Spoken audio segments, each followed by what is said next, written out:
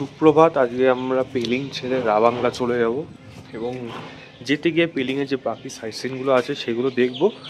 সঙ্গে রাবাংলা বুদ্ধা পার্কে যদি ঢোকার আজকে সময় হয় তাহলে ঢুকবো, না হলে কালকে সকালে ঢুকবো। এবং কালকে সকালে ফেরার সময় নামচি, চারধাম, টিমিটি গার্ডেন এগুলো যাওয়ার চেষ্টা করব। এখন আমি পেলিংয়ে হোটেলের সামনেই আছি। আমার পেছনে স্কুল গ্রাউন্ড, এই ফুটবল গ্রাউন্ড দেখতে পাচ্ছেন আপার পেলিংয়ে। এবং চলুন আমাদের ব্রেকফাস্টটা কী কী আছে। আমার অলরেডি খাওয়া হয়ে গেছে, তবু আমি একবার দেখিয়ে দিচ্ছি আপনাদের আজকে মানে সিস্টেমে ব্রেকফাস্টে আজকে কী কী ছিল। এখানে ব্রেড বাটার ছিল, আলুর পরোটা, পোহা। জঙ্গলকে পাশে রেখে আমরা এগিয়ে চললাম আমাদের প্রথম দ্রষ্টব্যস্থান পেমিয়াংস্টি মনাস্ট্রির দিকে।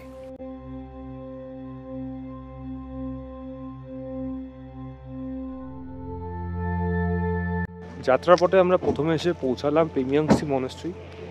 বেশিক্ষণ লাগলো না, 5 থেকে 7 মিনিট লাগলো আমাদের এখানে আসতে, আমাদের হোটেল থেকে। ঠিক আমার পেছনে দেখা যাচ্ছে পেমিয়াংস্টি মনাস্ট্রি। এটা অনেক পুরনো, বেশ বড় এবং বেশ এখানে পবিত্র। তো চলুন আস্তে আস্তে যাওয়া যাক। 50 টাকা করে এক একজনের এন্ট্রি ফি, এবং গাড়ি নিয়ে আসতে সেটার জন্য 20 টাকা। তো চলুন ভেতরে যাওয়া যাক।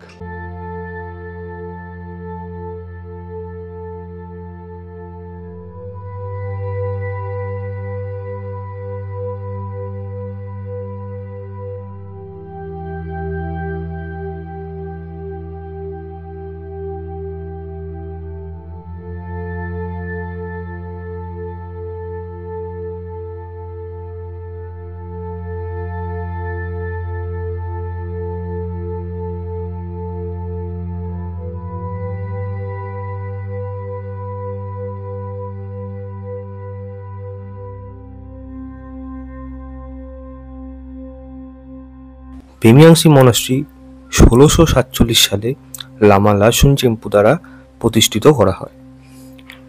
প্রায় 320 বছরের পুরনো এই মনাস্ট্রিটি বাইরে থেকে বোঝা একেবারেই অসম্ভব।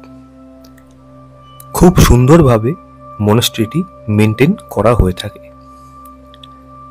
এটি স্থানীয় মানুষদের কাছে খুবই জনপ্রিয় এবং পবিত্র স্থান। গুরু পদ্মসম্ভব এবং তার দুটি কনসোর্টের মূর্তি এখানে দেখতে পাবেন। প্রায় 1500 স্কয়ার ফুট জায়গা নিয়ে একটি প্রার্থনার জায়গা রয়েছে।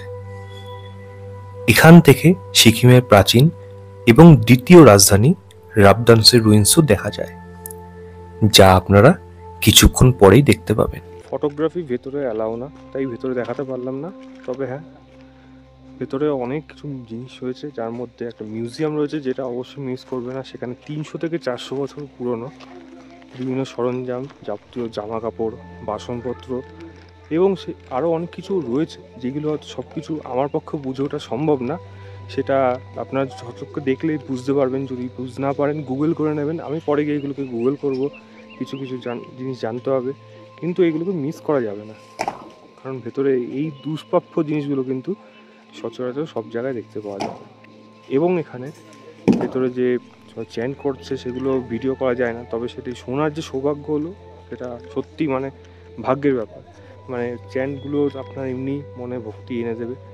পেমিয়াংসি মনাস্ট্রি পেলিংয়ে সবথেকে বড় মনাস্ট্রি, পুরনো মনাস্ট্রি, সেটা কিন্তু আপনাকে সচক্ষে দেখলে তবেই বুঝতে পারবেন।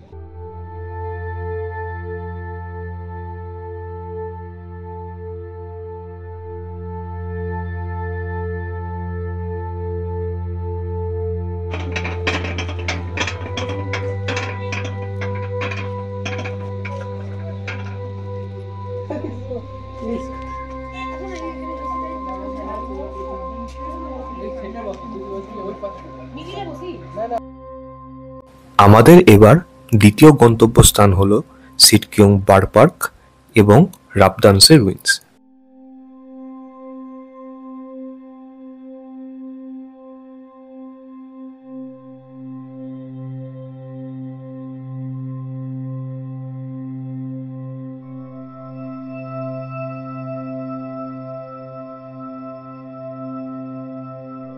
প্রিমিয়াংসি মনস্ট্রি দেখার পর আমি এসে পৌঁছেছি এখন সিটকিয়ং কুলকু বার্ড স্যাংচুয়ারি বা বার্ড পার্ক, এবং এর ভেতরে রাফ ডান্সের রুইন্স রয়েছে, যেখানে আপনারা পেছনে দেখতে পাচ্ছেন। 5 মিনিটের মতো সময় লাগে এখানে আসতে প্রিমিয়াংসি থেকে। টিকিট কত করে এখানে দেখাচ্ছে হলো 100 টাকা করে এখানে টিকিট, ইন্ডিয়ান সিটিজেন, এবং যারা বাচ্চা 14 বছরের নিচে তাদের জন্য 25 টাকা, ফরেনারদের জন্য 200 টাকা। তো চলুন একেবারে ভেতরে যাওয়া যাক, কী কী আছে, পার্ক কী কী আছে সেগুলো দেখবো, রাফ ডান্সের রুইন্সও দেখবো।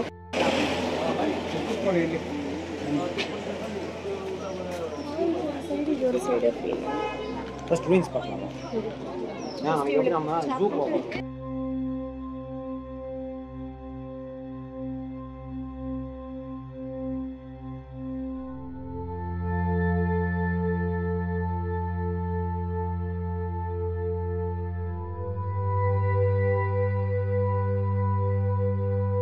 ভিতরে প্রবেশ করেই আমরা এক অদ্ভুত অনুভূতি পেলাম। আশেপাশে কোনো কোলাহল নেই, পাখিরা নিজেদের মতো ডেকে চলেছে, পরিবেশটা কিছুটা ঠান্ডা ঠান্ডাও বটে। প্রাকৃতিক সৌন্দর্যের সাথে মনের শান্তি যেন মিলেমিশে এক হয়ে গেছে।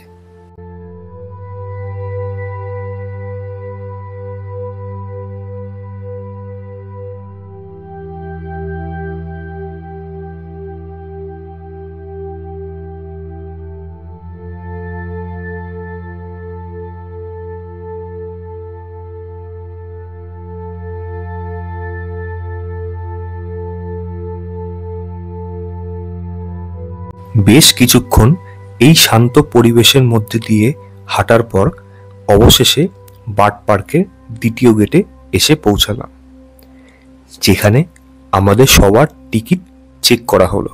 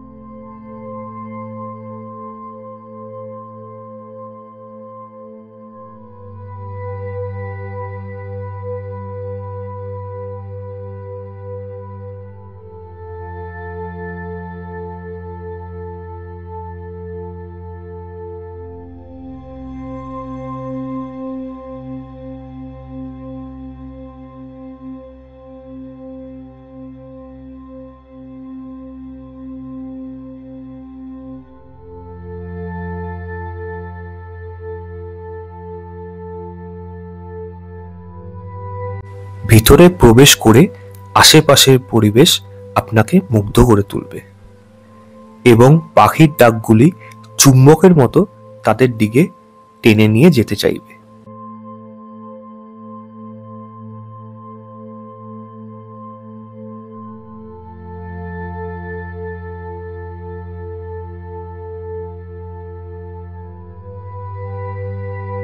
চেনের দরজা সরিয়ে ভেতরে প্রবেশ করা মাত্রই সেই ডাকগুলি যেন আরো জোরে শোনাতে লাগলো।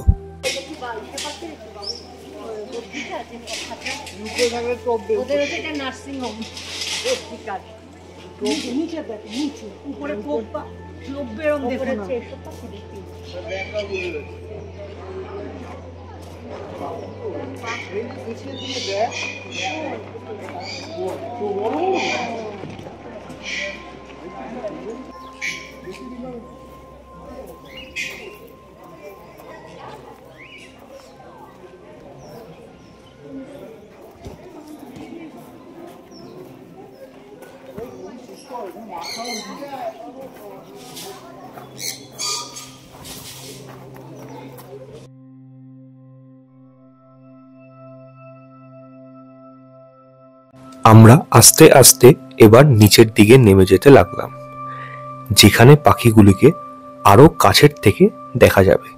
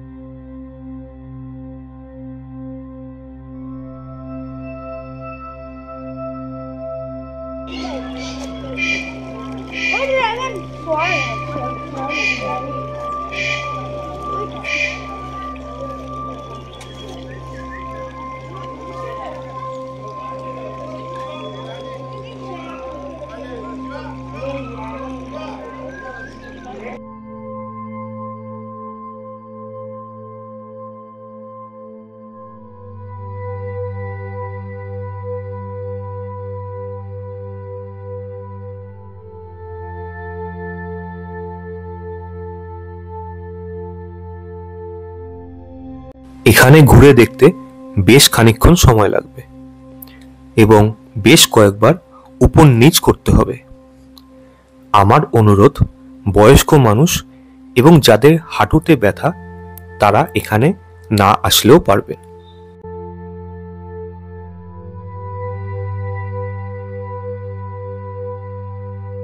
গাঢ় সবুজের মধ্যে নিজেকে বেশ ভালোই মনে হচ্ছিল এবং পরিবেশ দূষণ থেকে নিজেকে এতটা দূরে রেখে শরীরটাও বেশ চাঙ্গা লাগছিল।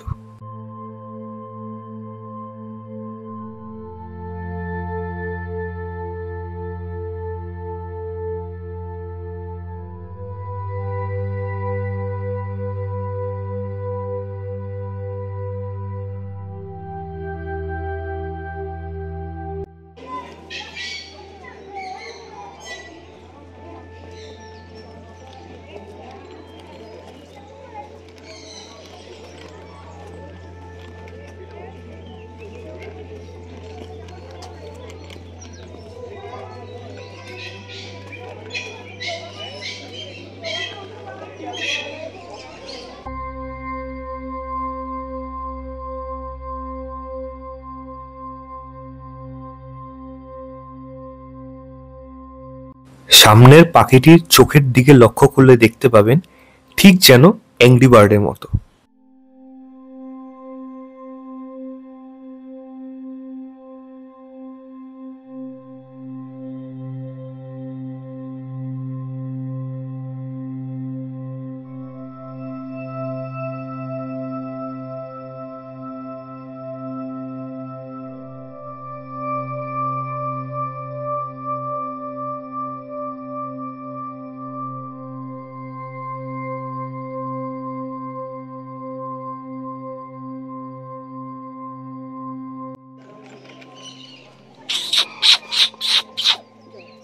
চলেই গেল।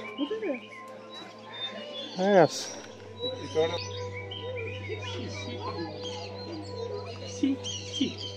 চলে গেছে।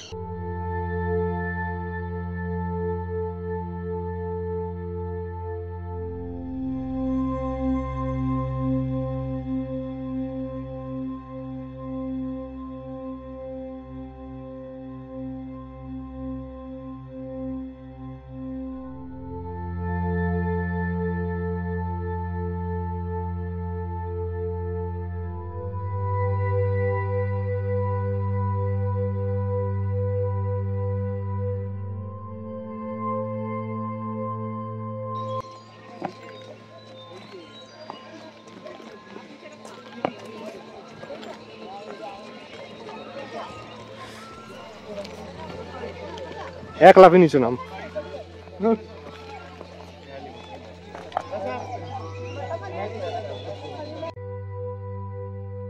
বার্ড পার্কের পাশ দিয়েই চলে গিয়েছে রাবদানসের রুইন্সের পথ। আমরা জঙ্গলের মধ্যে দিয়ে এগিয়ে চললাম সেই দিকে। আমার মা এবং মায়ের বন্ধু যেতে চায়নি এখানে, তাই তারা বার্ড পার্কের সামনেই বসেছিল।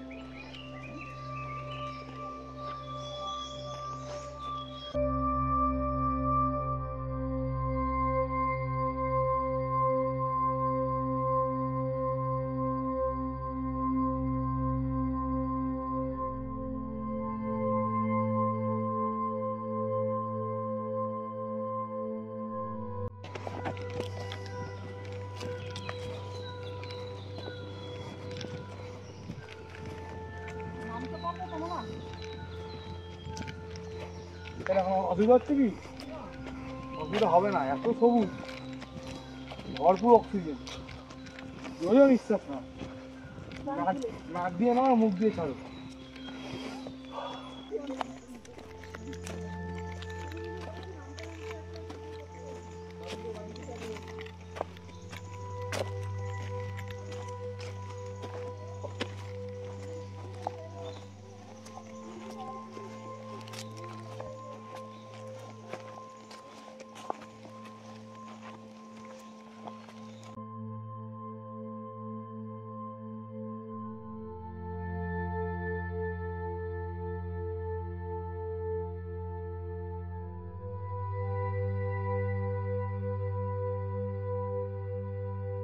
উপরে এই জায়গাটিতে রাবদান্সের রুইন্সের ব্যাপারে সবকিছু লেখা আছে। আপনারা চাইলে এখানে সেই সব কিছু পড়ে নিতে পারেন। রাবদান্সের রুইন্সে যারা আসতে চান, যদি হাফ ধরা থাকে তাহলে আসবেন না, হার্টের সমস্যা থাকলে আসবেন না। একটু খাড়াই রাস্তা আছে, কিন্তু জঙ্গলের ভেতর দিয়ে আসতে কিন্তু আপনাদের বেশ ভালো লাগবে। তবে যারা অ্যাডভেঞ্চার করতে ভালো লাগে, জঙ্গলের ভেতর দিয়ে হাঁটতে ভালো লাগে, তারা এখানে অবশ্যই আসবেন। কোনোভাবে আপনারা নিরাশ হবেন না, সম্পূর্ণটা আপনার এনজয় করার প্রয়োজন। এর ওপরেই রাবদান্স রুইন্স। আস্তে আস্তে চলুন ওপরে উঠে যাই।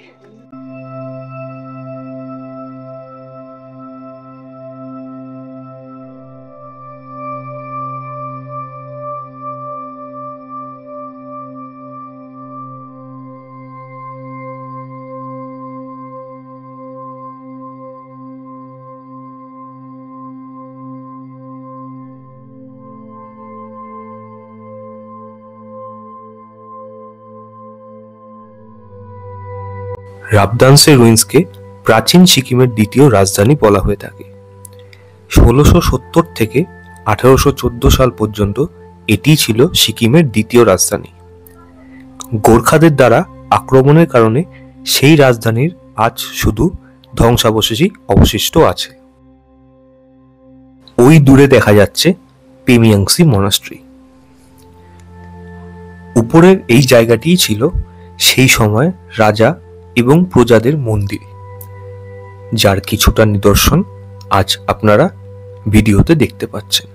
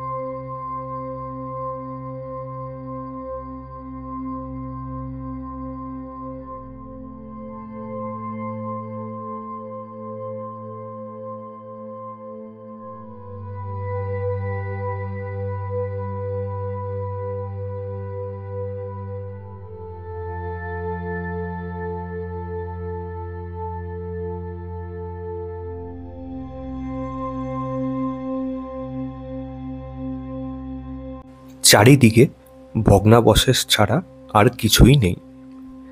তবে ধন্যবাদ জানাবো আর্কিওলজিক্যাল সার্ভে অফ ইন্ডিয়াকে এই জায়গাটিকে হেরিটেজ আখ্যান দিয়ে পুনরুদ্ধার করার জন্য।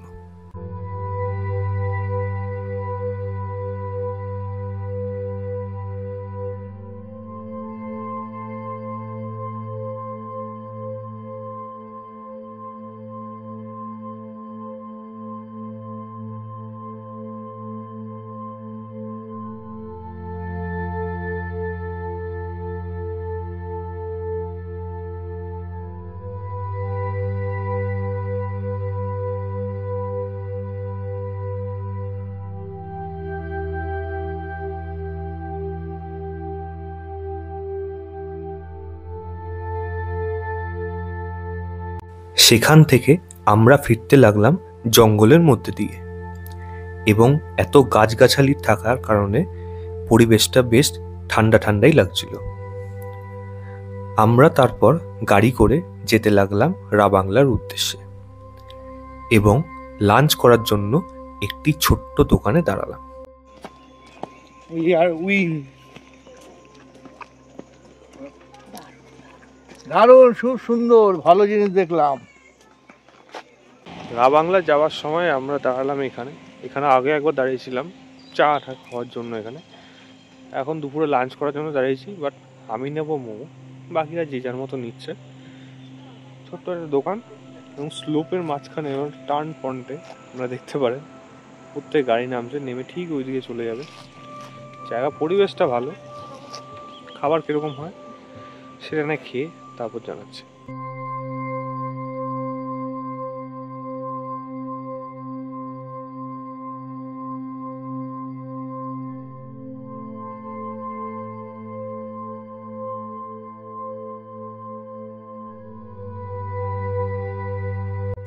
ওই পাশে দূরের পাহাড়ের কোলে দেখা যাচ্ছে যে সূর্য অস্ত যাচ্ছে, এবং সেই দৃশ্য গাড়ি থেকে দেখার অনুভূতি শব্দ দিয়ে প্রকাশ করা সম্ভব নয়।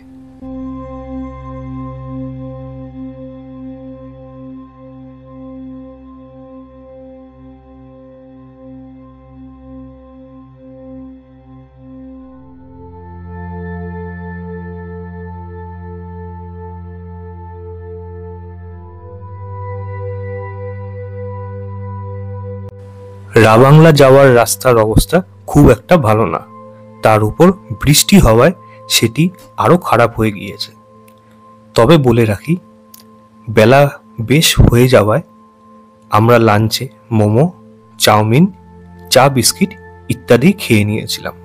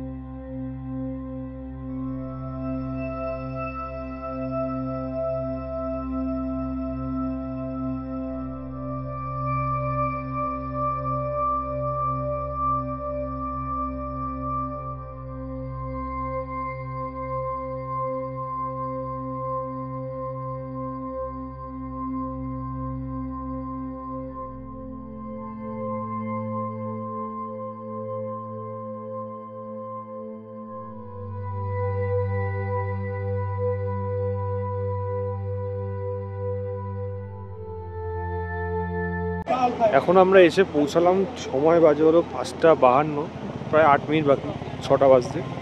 রা বাংলা এসে পৌঁছালাম এবং বুদ্ধা পার্কের ঠিক সামনে আমাদের হোটেলটা, ঠিক ওই পারে। তারপর আমরা ভেতরে যাব। বুদ্ধা পার্ক পেছনেই দেখতে পাচ্ছেন বুদ্ধ মূর্তি, এবং সামনে আমি এগিয়ে যাচ্ছি, চলুন তো সামনের দিকে, ফ্রন্ট ক্যামেরার দিকে যাওয়া যাক।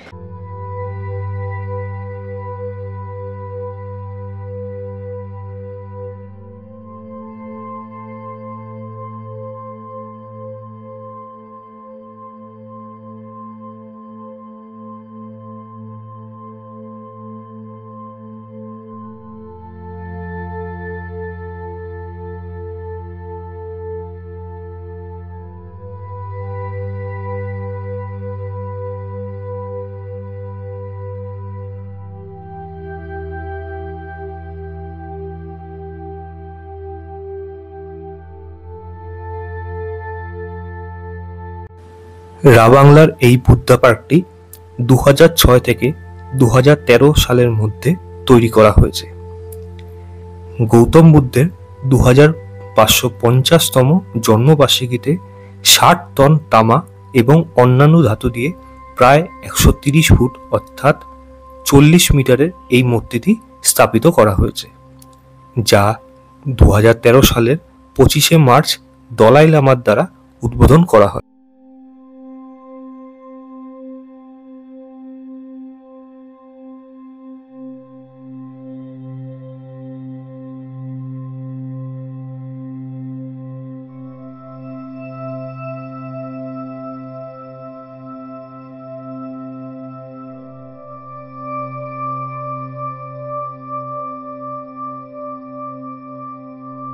ঠিক 6টা নাগাদ এন্ট্রি বন্ধ করে দেওয়া হয় এবং সেই সময়েই মনাস্ট্রির গেটও বন্ধ করে দেওয়া হয়।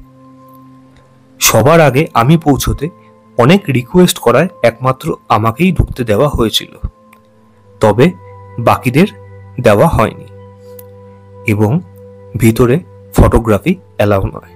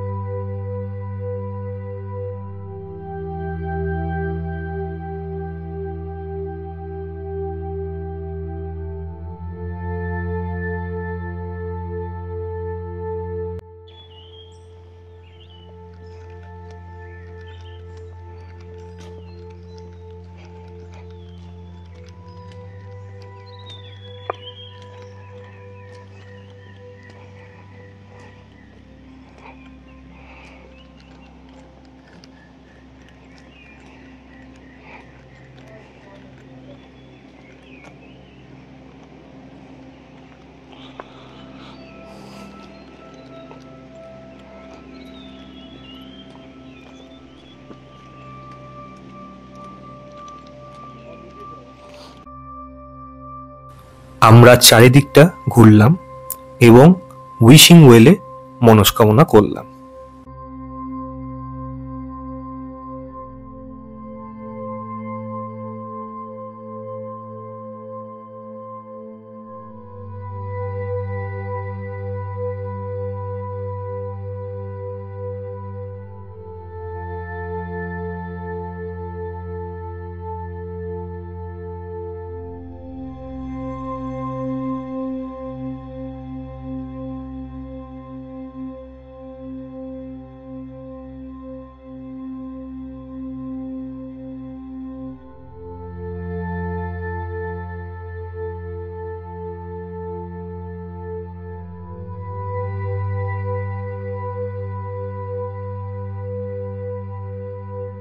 বুদ্ধা পার্কে আস্তে আস্তে বেশ অনেকটা সময় হয়ে গেল এবং 6টা বাজলে পেছনে মন্দিরের ভেতর আর ঢুকতে দেয় না।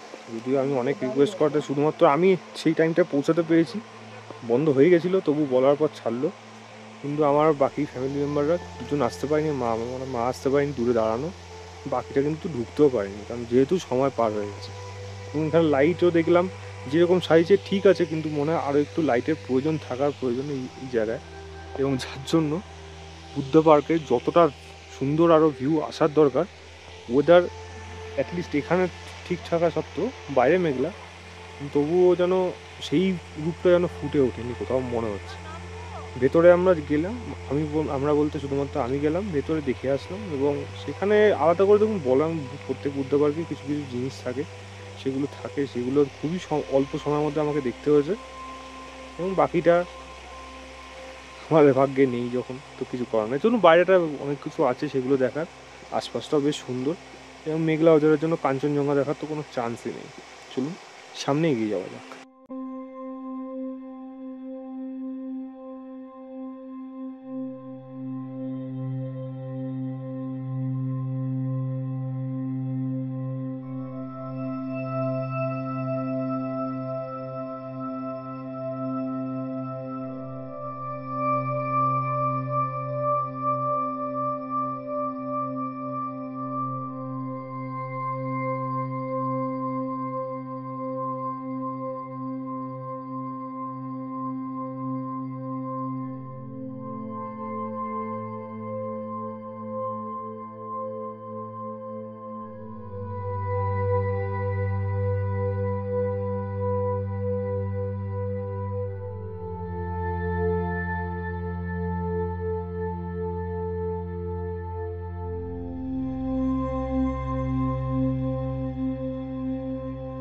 বুদ্ধা পার্ক থেকে আমরা এখন বেরিয়ে এখন চলে যাবো হলো হোটেলের দিকে। হোটেলটা আছে ঠিক বুদ্ধা পার্কে, বুদ্ধা মূর্তি তার ঠিক এই সাইডটায়। হোটেল থেকে দেখা যায়, তবে কতটা ভিউ, খুব একটা যে ভালো ভিউ যতটা এখান থেকে দেখা যাবে ততটা ভালো না, তবে হ্যাঁ দেখা যায়। চলুন, একটা রাত্রি তো থাকার ব্যাপার, কালকে সকালে আবার তো বেরিয়ে যাবো। আজকে ভিডিওটা এখানে শেষ করছি বলাটা ঠিক না, কারণ রাতে খাওয়ার ব্যাপার আছে। তবে অনেক সময় আমরা খাওয়ার ভিডিওতে দেখাতেই ভুলে যাই, তাই হতে পারে এটা এখনই শেষ, অথবা খাবারের ভিডিওটা দিয়ে শেষ। তো চলুন হোটেলে যাওয়া যাক।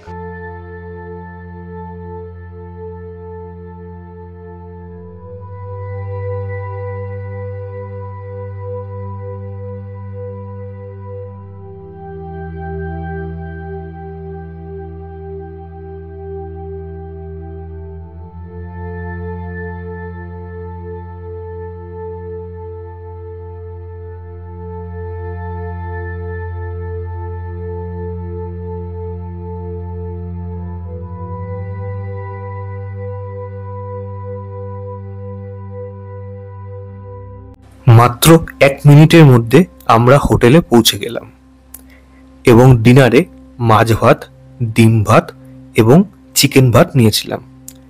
খাবারের স্বাদ ছিল বেশ ভালোই। আজ এই পর্যন্তই, বাকিটা নিয়ে আসবো আগামী অর্থাৎ শেষ পর্বে।